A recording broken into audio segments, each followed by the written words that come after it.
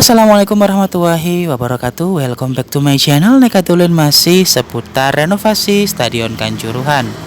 Yang akan Mimin sampaikan lewat video ini adalah bagaimana sih seluk-beluk yang ada di dalam proyek renovasi Stadion Kanjuruhan. Dari mana dananya, siapa yang menyuruh, siapa yang melaksanakan, siapa yang mengawasi, dan bagaimana saja. Jadi simak video ini agar kalian sedikit mengetahui apa yang Mimin ketahui. Jangan lupa nanti sematkan komentar kalian di kolom komentar. Nanti akan sama-sama kita sharing di sana ya teman-teman. Jadi saksikan video ini sampai selesai agar kalian tidak gagal paham terhadap apa yang Mimin sampaikan. Sebelumnya Mimin banyak mengucapkan terima kasih kepada semua atensi yang ada di dalam video ini melalui kolom komentar. Terima kasih karena tanpa kalian Mimin bukan siapa-siapa. Jadi marilah kita sedikit membahas mengenai banyaknya statement-statement yang keluar di luar sana bahwa ada indikasi kebocoran dana atau penyelewengan dana atau bisa kita sebut sebagai korupsi dalam proyek pengerjaan renovasi Stadion Kanjuruhan di Kabupaten Malang. Jadi marilah kita simak bagaimana alur ini semua bisa terjadi. Renovasi Stadion Kanjuruhan sendiri didanai langsung oleh pemerintah Republik Indonesia melalui APBN tahun anggaran 2023-2024. Kemudian selaku pelaksana adalah Kementerian PUPR yang memilih memenangkan lelang tender dari proyek ini, yaitu PT Waskita Karya yang juga BUMN yang melakukan KSO atau kerjasama operasi dengan Abi Praya Brantas yang juga BUMN.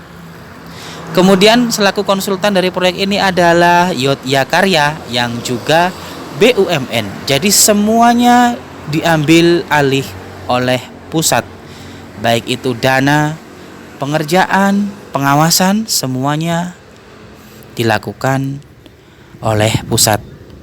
Karena semua BUMN yang berkecimpung di sini adalah badan usaha milik negara. Tidak ada badan usaha milik daerah yang melakukan kontribusi terhadap proyek ini. Jadi ini adalah uang dari rakyat yang kemudian dianggarkan melalui APBN, dikeluarkan melalui APBN, dilaksanakan oleh struktural negara juga, dan juga melalui anak-anak dari badan usaha milik negara tentunya. Jadi teman-teman sudah paham ya bahwa semua ini dilakukan oleh negara. Jadi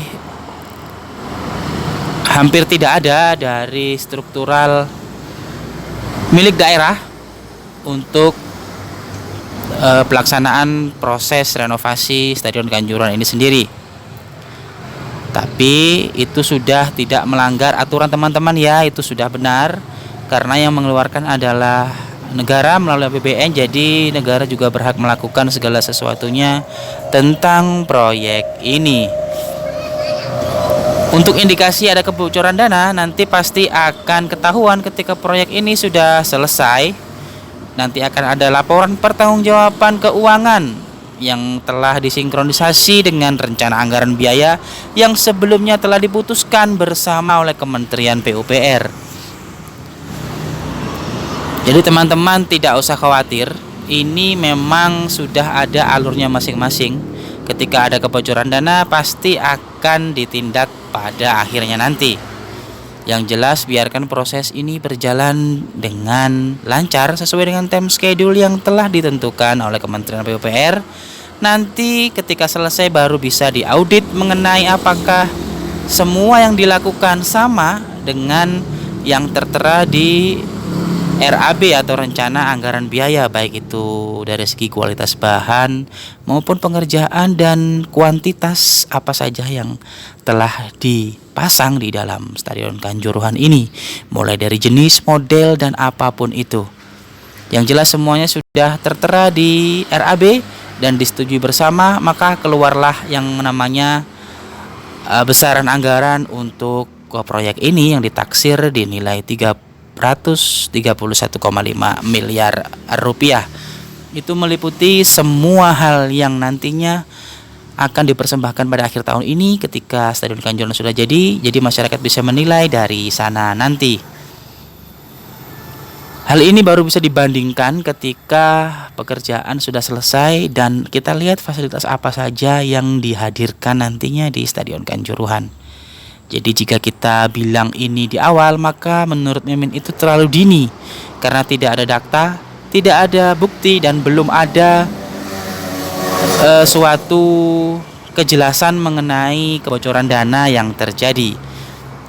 Boleh dibandingkan, tapi tunggu sampai selesai.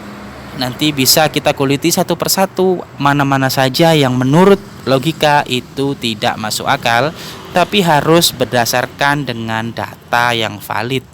Tidak bisa asal ceplos ngomong, karena nantinya akan jadi runyam kalau kita berpendapat sesuai dengan apa yang di dalam pikiran kita, tetapi kita tidak mengetahui mengenai seluk-beluk hal itu.